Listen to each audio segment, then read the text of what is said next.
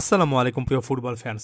আপনাদের অনুরোধের ভিত্তিতে লিওনেল মেসির বর্তমান ক্লাব ইন্টার মায়ামি সম্পর্কে লিওনেল মেসি প্রসঙ্গে আরও একবার কথাবার্তা বলছি। লিওনেল মেসি তার প্রি সিজনের প্রথম ম্যাচটা তার জায়গা থেকে দারুণভাবে শুরু করেছেন, একটা গোলও পেয়েছেন এবং গোল পাওয়ার পরে লিওনেল মেসি কিন্তু এই জিনিসটা জানিয়েছেন। তাকে প্রশ্ন করা হয়েছিল 2026 বিশ্বকাপ ব্যাপারে তিনি কি ভাবছেন। যথেষ্ট আত্মবিশ্বাসের সঙ্গে বললেন যে আস্তে আস্তে তিনি অনেক ভালো অনুভব করছেন, তবে এই মুহূর্তে তার জন্য যেটা গুরুত্বপূর্ণ সেটা হচ্ছে 2025 এই সালটা খুব ভালোভাবে শেষ করা এবং তিনি প্রি সিজনের প্রস্তুতিতে ফোকাস করছেন। তিনি ইন্টার মায়ামির জার্সিতে খুব ভালো একটা বছর কাটাতে চান। এখন আমি এ কথা এর আগেও বলেছি, আরও একবার ক্লিয়ারলি বলতে চাই, লিওনেল মেসির মতো একজন প্লেয়ারকে যদি আমরা কোনো একটা টুর্নামেন্টে দেখতে চাই, সেক্ষেত্রে আসলে ভবিষ্যতে এক বছর পরে কী হবে সেটা যেমন গুরুত্বপূর্ণ, তার চেয়ে অনেক বেশি করে গুরুত্বপূর্ণ বর্তমান সময়ে লিওনেল মেসির মতো প্লেয়াররা কী অনুভব করছেন। কারণ দিন শেষে আপনি এই জিনিসটা মানতে বাধ্য, ব্যাপারটা একটা বিশ্বকাপের ম্যাচ হোক কিংবা ইন্টার মায়ামির জার্সিতে ক্লাব ফুটবলের কোনো একটা ম্যাচ হোক, এমনকি প্রি সিজনের ম্যাচ হোক, লিওনেল মেসি যখন মাঠে থাকেন তিনি কিন্তু তার সবটুকু দেওয়ার চেষ্টা করেন এবং লিওনেল মেসির জন্য জাতীয় দলে ব্যাপারগুলো বা জাতীয় দলের ট্রফি অনেক বেশি গুরুত্বপূর্ণ, এটা নিয়ে কোনো ডাউট নেই। তবে একই সঙ্গে ইন্টার মায়ামি ক্লাব ফুটবল যখন তিনি যে জার্সিটা পরে খেলছেন সে জার্সিটাতে জয় পাওয়া, ট্রফি জয় কোনো দিক থেকে কম গুরুত্বের নয়। তাই এই মুহূর্তে লিওনেল মেসিকে 26 বিশ্বকাপে দেখতে চাইলে লিও মেসি যেভাবে আসলে ইন্টার মায়ামিতে ফোকাস করছেন, ঠিক তেমনি ফ্যান হিসেবে আমাদেরও 2025-এ লিওনেল মেসি কতটা ভালোভাবে ফুটবল উপভোগ করবেন, কতটা ভালোভাবে তিনি আসলে ইন্টার মায়ামির জার্সিতে কন্ট্রিবিউট করবেন এবং ইন্টার মায়ামি একটা ক্লাব হিসেবে কেমন করবে সেটার দিকেও তাকানো গুরুত্বপূর্ণ। এবং এখানে এসে অনেক পজিটিভিটির পাশাপাশি কিছু নেগেটিভ সাইনও কিন্তু এই মুহূর্তে দেখা যাচ্ছে। আমি যদি ওভারঅল ট্রান্সফার আপডেটটা দিই, নেইমার ইন্টার মায়ামিতে আসবেন এই ব্যাপার বা এই সম্ভাবনাটা অনেকটুকু ইন্টার মায়ামির কোচ হাবিয়ার মাসচারানোই কিন্তু উড়িয়ে দিয়েছেন।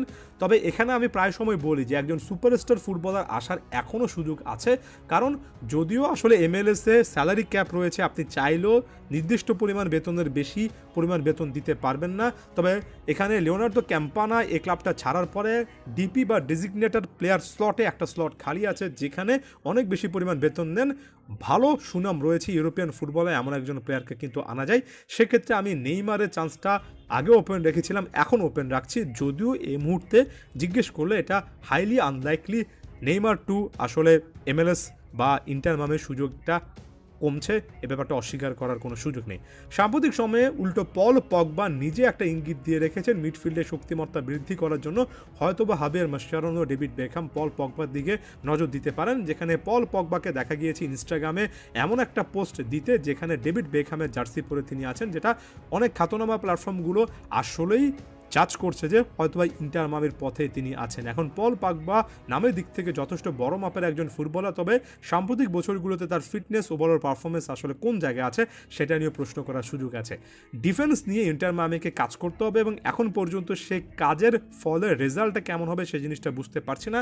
তবে কিছু না কিছু আসার জায়গা আছে, যেমন রাইট ব্যাক পজিশনে গঞ্জালো লুহান যখন খেলা শুরু করবেন, 23 বছর বয়সে আর্জেন্টাইন এই রাইট ব্যাককে অনেকে ট্যালেন্টেড রাইট ব্যাক হিসেবেই কিন্তু বলে থাকেন। সেখানে ডিফেন্সে কিছুটা শক্তিমত্তা বাড়তে পারে। ডিফেন্সের সেন্টার ব্যাক পজিশনেও একাধিক সাইনিং আছে বা হওয়ার মতো সিচুয়েশন আছে, কনফার্ম হলে বলবো। তবে আমার কাছে মনে হয় এখানে আরও বেশি কনসেন্ট্রেশন দেওয়া উচিত, বিশেষ করে সেন্টার ব্যাক পজিশনে টমাস অ্যাভিলিস সর্বশেষ ম্যাচে গোল পেলেও ওভারঅল টমাস অ্যাভিলিস এবং নোয়া অ্যালেনের মধ্যে সেই রকমের আমরা বিল্ড আপ দেখিনি এবং প্রায় প্রতিটা আক্রমণে মনে হয়েছিল যে ইন্টার মায়ামি গোল খেয়ে যাচ্ছে।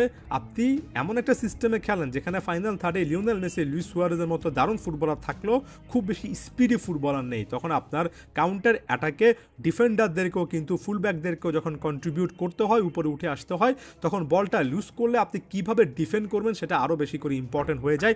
এই জায়গা থেকে ডিফেন্সে একটা বড় রকমের গ্যাপ দেখতে পাচ্ছি। আমার কাছে মনে হয় ডিফেন্সটা ঢেলে সাজানোর ক্ষেত্রে হাবিয়ার মাসচারানোকে আরও বেশি করে আসলে এখানে গুরুত্ব দেওয়া উচিত। বেশ কয়েকটা মুভমেন্ট এখানে দেখা যাচ্ছে, এই মুহূর্তে অতিরিক্ত প্রশংসা করতে চাই না, তবে আমার কাছে মনে হয় মিডফিল্ডে বড় রকমের একটা শূন্যতা হয়তোবা তৈরি হয়েছে, যেহেতু ডিয়েগো গোমেজের মতো প্লেয়াররা চলে গিয়েছেন। তবে ডিফেন্স নিয়ে কাজটা আরও বেশি এই জন্য যে ডিফেন্সে একেবারে নতুন একটা লাইন সাজানোর ব্যাপার রয়েছে, এখানে চ্যালেঞ্জটাও বেশি। আশা করবো হাবিয়ার মাসচারানো এমন কিছু ডিসিশন নেবেন যেটা লিওনেল মেসিকে ইন্টার মায়ামিতে ভালো করার জন্য দুর্দান্ত একটা বছর কাটাতে হেল্প করবে এবং লিওনেল মেসি যদি এখানে সে হ্যাপিনেসটা পান 26 বিশ্বকাপে সেটা কন্টিনিউ করার চেষ্টা করবেন। এই মুহূর্তে ডাউটটা আসলে কমবে, তবে ইন্টার মায়ামিতেই আসলে ফোকাসটা এই মুহূর্তে রাখতে চাচ্ছি। ধন্যবাদ সবাইকে।